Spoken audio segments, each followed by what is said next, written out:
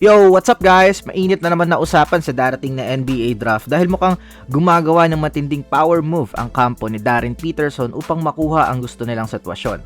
Ayon sa mga pinakabagong ulat, malinaw na ang gustong destinasyon is alinman sa number 1 spot na Washington Wizards o number 3 na Memphis Grizzlies. Ang pinaka-intriguing na part dito ay yung kagustuhan nilang maiwasan ang Utah Jazz na hawak naman ang number 2 pick. Kaya naman nagdesisyon si Peterson na mag-workout lang sa Wizards. This is a very calculated approach at halatang sinusubukan nilang edikta ang takbo ng draft board para hindi siya mapunta sa Salt Lake City.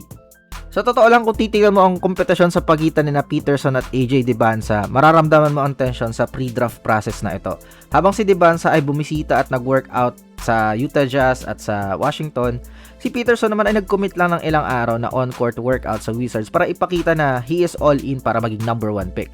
Marami nagsasabi na baka may nakuha silang intel na seryoso ang Washington sa kanya o kaya naman sinusubukan lang nilang baguhin yung narrative sa kanya pagkatapos ng kanyang Kansas na stint dahil nga sa mga hamstring injury niya.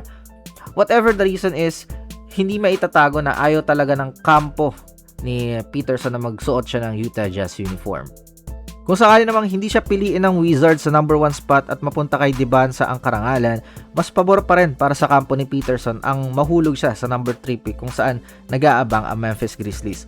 Bagamat rank number 3 siya sa karamihan ng mga big boards, ang fit niya sa Memphis ay mas magiging swak dahil kailangan ng Grizzlies na isang dynamic perimeter scorer na makakatulong sa kanilang backcourt dahil nawala na nga si Desmond Bane. Pinapakita lang nito na yung mga pre-draft posturing sa kanyang kampo ay hindi lang tungkol sa pride na magiging top selection kundi tungkol sa marketability at kakulangan sa role na makukuha niya pagpasok ng liga. Pero kung tingin ni Peterson ay matatakot ang Utah Jazz sa kanyang ginawang pagbabaliwala sa mga workouts, malamang ay nagkakamali siya. Ang Jazz front office ay kilalang hindi basta-basta nagdadala sa media o manipulation ng mga banta ng mga prospects. Nung nakaraang draft, pinili nila si Ace Bailey sa number 5 pick kahit may mga balita-balita na wala itong interest na maglaro para sa franchise. Nung huli, nag-report din naman si Bailey, naglaro din ng maayos at naging masaya sa kanyang rookie year. Kaya naman kung si Peterson ang pinakamataas na player sa board ng Utah pagdating sa number 2 pick, siguradong kukunin pa rin nila ito ng walang pag-aalinlangan. Bukod doon, may iba pang option ang Utah Jazz kung ayaw talaga nilang sumugal sa isang player na may posibleng attitude concern o health issues. Kamakailan lang ay hino-host din ng Jazz para sa isang workout si Duke forward na si Cameron Boozer na itinuturing na isa sa pinaka-NBA ready prospect sa class na to. At dahil sa tatay niyang si Carlos Boozer na nagtatrabaho sa front office ng Jazz, hindi malabong siya yung maging sorpresa sa number 2 pick. Kung pipiliin ng Utah si Boozer, matutupad ang hiling ng kampo ni Peterson na lampasan yung Jazz. At doon na siya tuluyang babagsak sa kamay ng Memphis Grizzlies na handa siyang saluhin sa number 3 spot. Habang magulo ang usapan sa darating na draft, may isa pang malaking sakit sa ulo ang kinakaharap ngayon ng Utah Jazz management pagdating sa kanilang kasalukuyang roster. Ayon sa mga pinakahuling ulat, opisyal ng tinanggihan ng kanilang center na si Walker Kessler ang inalok nilang 5-year extension worth $140 million.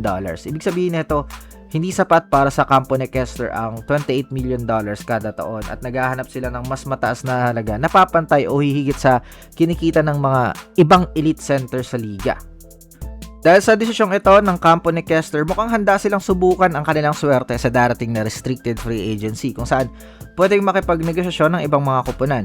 May exclusive negotiating rights ang Jazz hanggang katapusan ng June at pagpasok ng July ay malaya na ang ibang teams tulad ng LA Lakers, Chicago Bulls at Atlanta Hawks na mag-alok ng kontrata para sa 5th-year big man.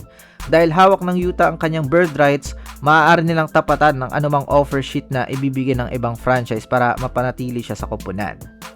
Napakalaking sugal nito para sa kampo ni Kessler lalo at nanggaling siya sa isang injury kung saan sumailalim siya sa surgery noong nakaraang November dahilan upang maging maikli ang kanyang nakaraang season. Bagamat maganda yung kanyang simula, may average na 14.4 points at 10.8 rebounds bago yung injury, 63 games lang yung overall niyang nalaro in the past 2 years.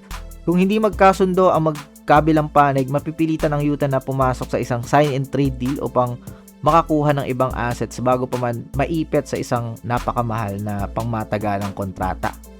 Sa huli, makikita natin na ang darating na linggo ay magiging napaka-importante para sa kinabukasan ng Utah Jazz franchise. Kailangan nilang basahin ang isip ni Darren Peterson kung karapat-dapat ba itong piliin sa kabila ng kanyang pag-iwas sa kanila habang inaayos ang sitwasyon sa kontrata ni Walker Kessler. Isang maling desisyon sa draft night o sa darating na free agency ay pwedeng magpabagal ng kanilang rebuilding process at magdulot ng matagalang problema sa loob ng locker room. Ang pressure ay nasa front office ng Jazz kung paano nila lalaruin ang kanilang mga baraha sa napakagulong off-season na ito.